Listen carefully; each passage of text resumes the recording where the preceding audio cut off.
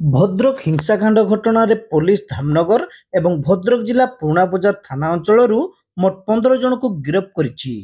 ଧାମନଗର ଥାନା ପକ୍ଷରୁ 7 ଜଣ ଓ ପୁରୁଣା ବଜାର ଥାନା ପକ୍ଷରୁ 8 ଜଣଙ୍କୁ ଗିରଫ କରାଯାଇଛି।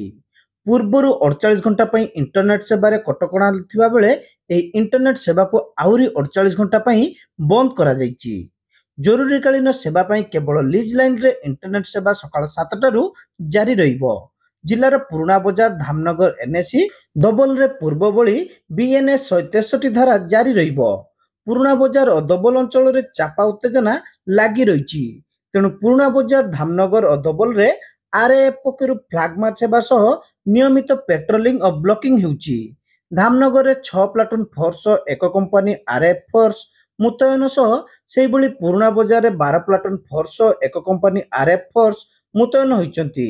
गिरफ्तारी संख्या आगक आहुरी बढ़िबो बोली कहिसंती पूर्वांचल डीआईजी। धामनगर अंचल रे दुकान बजार बंद रहउतबा बेले पुराना बजार अंचल रे अधिकांश संवेदनशील अंचल रे दुकान बजार बंद रहिछि। हमर भद्रक डिस्ट्रिक्ट रो पुराना बजार पुलिस स्टेशन एरिया रे ऑलरेडी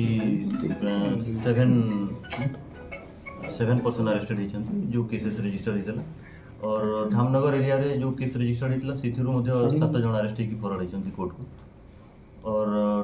2 कंपनी आम पाखे अभी भी रैपिड एक्शन फोर्स अच्छी आम आज डे टाइम रे एवं इवनिंग टाइम रे आम फ्लैग मार्च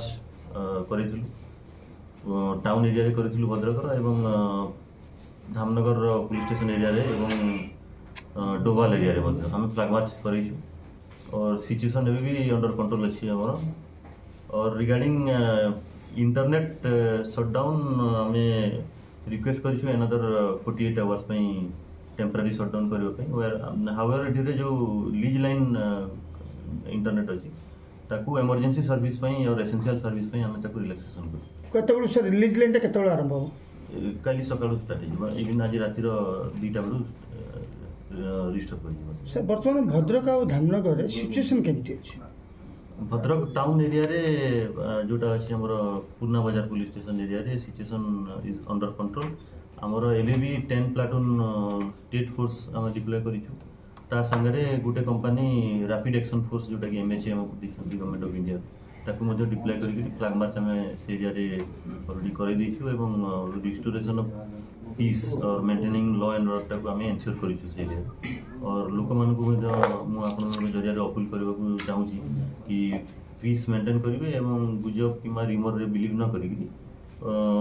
प्रत्येक न्यूज को वेरीफाई करेंगे बोलिक आम अपील कर इंटरनेट खोलिले पुणी विवादी मंतव्य दे पारन से पई आपनकर 48 घंटा पुणी बढ़ाउची इंटरनेट रे आमे रिक्वेस्ट करू जे अनदर 48 आवर्स पे बट आमे एसेंशियल सर्विस रे हम करे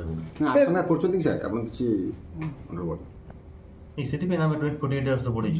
सर सेप्टेम्बर मास 3-3टा समान इंसिडेंट घटिलानी गोटे होची 11 तारिख गोटे 19 तारिख गोटे 27 तारिख तो पुलिस रे काहे कि एक्शन सेमती स्ट्रांग हो नहीं जो पे एक्यूज माने एई भली बारंबार कर चलछथि को पुलिस रो स्ट्रांग एक्शन भी अछि। एबे हमर पुरना बजार केसेस रे ऑलरेडी 7 अरेस्टेड अछन और मोर एक्यूज अरेस्ट हेबे ऑलरेडी आइडेंटिफाइड अछन।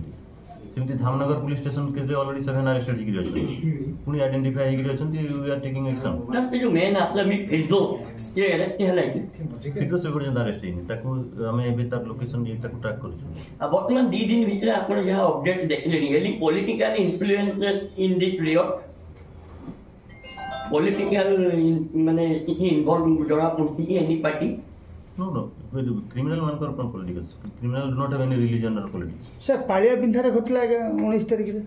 धुसुरी रे घटला 11 तारिख रे ये जो दीटा घटना मात्र 3-4 जन को अरेस्ट कर देला चुप रह गेला पुलिस नहीं 3-4 जन नहीं अपन पाखरे इन्फॉर्मेशन थिबो 10 लोग अरेस्ट हेचंती धुसुरी पुलिस स्टेशन पर जे ई भली काम करियो एंड आहुरी मध्ये अछंती प्रोसेस आम जो एक्शन नौकरी एविडेंस को देखिक पर्टिकुलाली अरेस्ट की फॉरवर्ड तक कर विदाउट एविडेंस सर अधिक पुलिस फोर्स आसबार अच्छी जेहेतु पूजा आसूची दरकार पड़े अधिक पुलिस फोर्स आसो ऑलरेडी आम पाखे सफिशिएंट फोर्स अच्छी एंड स्टेट पुलिस हेडक्वार्टर आमको हेल्प कर